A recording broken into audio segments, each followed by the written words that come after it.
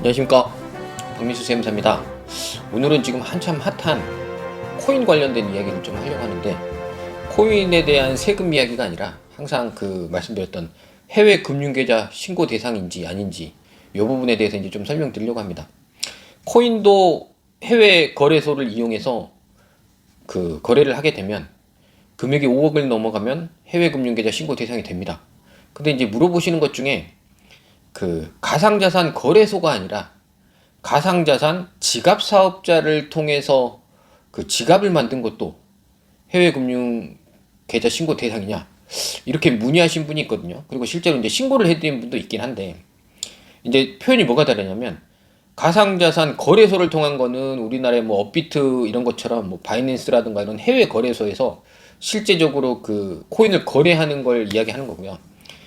국외 가상자산 지갑 사업자라는 거는 뭐 메타마스크 뭐 요런 상호가 있더라고요. 메타마스크라는 그런 지갑 사업자가 있는데, 이 사람들이 이제 USB 같은 거를 제공하는 거기도 하고 소프트웨어를 제공하는 경우도 있는데, 단순히 그냥 프로그램만 제공을 해주고 통제권이 없어요. 그 사업자는 그냥 지갑만 파는 거고, 쉽게 말해서 뭐 저희 USB 하나 파는 것처럼 그냥 팔아서 끝나는 거고, 통제권도 없고 가상자산을 매수, 뭐 교환 같은 거는 전혀 관여 안 합니다. 파는 걸로 끝나거든요. 이제 이것도 금융계좌로 봐야 되냐, 이게 이제 걱정이 돼서 문의하시는 분들이 있어요. 근데 작년까지는 이게 해외에서 샀더라도 어쨌든 5억을 넘어가면 그냥 신고하는 게 맞지 않을까, 이렇게 이제 생각했는데, 실제적으로 이제 지침은 있습니다. 지침은 통제권이 없고 관여하지 않는 가상자산 지갑 사업자 같은 경우에는 해외금융계좌 신고 대상이 아니다, 이렇게 명시되어 있어서 사실상 해외 거래소가 아니란 지갑만 갖고 있는 경우에는 신고를 하지 않아도 된다, 요걸 이제 말씀드리는 거고. 근데 이제 저희한테 오시는 분들 중에는 그게 있어요.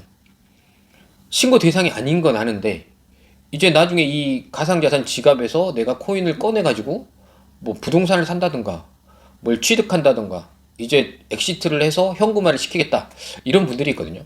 이런 분들 같은 경우에는 일부러 신고를 하는 분도 있습니다. 왜냐면 이게 계속 USB에 있는 걸로만 돼 있고 신고가 안 되면 실제적으로 내가 자산이 늘어나고 이런 거에 대한 게 입증이 안 되잖아요. 그러면 최근에도 뭐 많이 나오고 있지만, 부동산 뭐 실거래 소명 조사 이런 거 나오면 거기에다 이제 써야 되는 거죠. 가상자산으로 내가 돈을 벌어서 이만큼 썼다, 그리고 이거에 대해서 입증 서류로 뭐 그러면 지갑에서 돈을 빼가지고 뭐 이런 걸 만들어야 되는데, 애초에 좀 신고를 해놓으면 신고를 할 수는 있거든요. 신고를 해놓으면 내 자산이 얼마에서 이렇게 불어난다는 걸 계속 주기적으로 신고가 되고 있기 때문에 나중에 출처나 이런 걸 소명할 때는 간편함이 있습니다. 그래서 오늘 핵심은 가상자산 지갑 사업자에 대한 거, 해외에서 산 가상자산 지갑에 대해서는 해외 금융계좌 신고 대상은 아니지만 그래도 내가 필요하면 신고를 할 수 있다. 그러니까 선택사항으로 보시면 될 것 같아요. 그냥 내가 어느 정도의 코인이 상승돼서 이렇게 있다, 이런 부분을 보여주기 위하면 신고하는 것도 하나의 방법이다. 그리고 현재는 코인에 대해서는 과세가 되지 않고 있기 때문에 지금 신고 뭐 늘어난 거에 대해서 해놓으면 나중에 이제 과세할 때도 취득 원가에 대한 근거가 돼서 여러모로 뭐 유익한 점이 있을 것 같습니다. 그래서 뭐 검은 돈이라든가 뭐 꼭 숨겨야 되는 분들은 저도 뭐 그런 부분은 모르겠지만, 보통 일반적으로는 코인으로 이렇게 돈을 불려가는 게 불법적인 부분은 아니기 때문에 신고를 정당하게 하고 내 출처를 만들어 놓는 것도 하나의 방법이 될 수 있다, 이런 부분을 설명드렸습니다.